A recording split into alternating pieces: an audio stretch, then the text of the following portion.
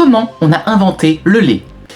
Alors, si je puis me permettre, mon ami, laisse-moi te dire que je trouve ton interprétation du mot invention de ta question un petit peu faussée. Parce que, en effet, si tu le dis dans ces termes, invention, ça laisse suggérer qu'il y eut une quelconque intervention humaine, alors qu'en réalité, non, c'est une évolution biologique des animaux mammifères tels que nous et autres espèces, fait dans le but de nourrir leurs petits, encore beaucoup trop faibles pour manger par eux-mêmes.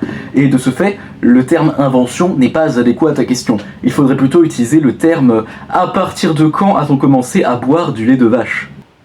Oh ta gueule! Moi, quand je me lève le matin, j'ai mes petites habitudes. Déjà porter 3 casquettes à la fois, pour le style. Ensuite, jouer de l'harmonica. Et enfin... Quoi? On peut plus porter des poids tranquilles ici? Mais surtout, boire ça. Une exquise tasse de lait chocolaté tous les matins, subtil mélange entre exploitation animale et végétale, dont actuellement 7% des Américains pensent encore et toujours qu'il vient directement du lait de vache marron. Parfaitement. Et j'en toute l'Europe! Bref, le lait chocolaté, c'est un précieux ami qui calme mes angoisses, mes peines et qui surtout augmente drastiquement chaque jour mon niveau de cholestérol. Et je ne suis pas le seul dans ce cas-là, car en Belgique, on consomme actuellement 500 millions de litres de lait par an sous toutes ses formes. Et vous savez combien ça fait? 500 millions de litres? Beaucoup. Oui.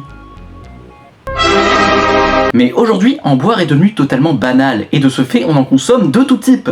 De vaches, de chèvres, de brebis, d'ânesses, et même du voisin. Mais ça, c'est une autre histoire.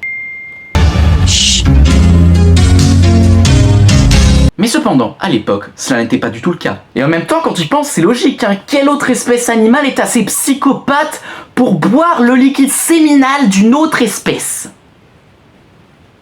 Les fourmis. Ouais, car fun fact du jour!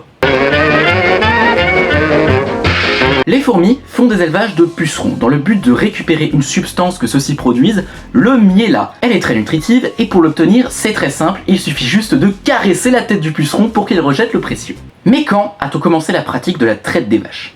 Eh bien pour ce, il faut revenir il y a environ 100 000 ans. L'homme commence tout juste à devenir sédentaire et domestique les premières vaches à partir de leurs ancêtres préhistoriques, les aurochs. Des bovins avec de super grosses cornes. Alors, qui c'est qui est la plus grosse? Bah alors, qui c'est qui a pas disparu? Ah ouais, bah voilà. À l'époque, par contre, on les élevait pas pour le lait, mais pour le cuir et la viande. Quelques tordueux avaient bien essayé d'en boire, mais le problème c'est que ce lait-là était très riche en lactase, une substance pas du tout faite pour être digérée par des humains, mais ce qui fait que les quelques fous qui s'y sont essayés sont morts d'intoxication. Attends, comment ça d'intoxication?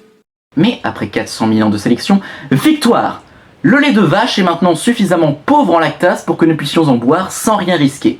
Et de ce fait, a fait de la vache le 3e animal le plus exploité dans les élevages industriels. Et alors? Moi je suis peut-être éteint, mais au moins je ne suis pas un esclave. Et dis, tu veux savoir la meilleure? Quoi? Les humains ont fait revenir ton espèce. Oh les fumiers!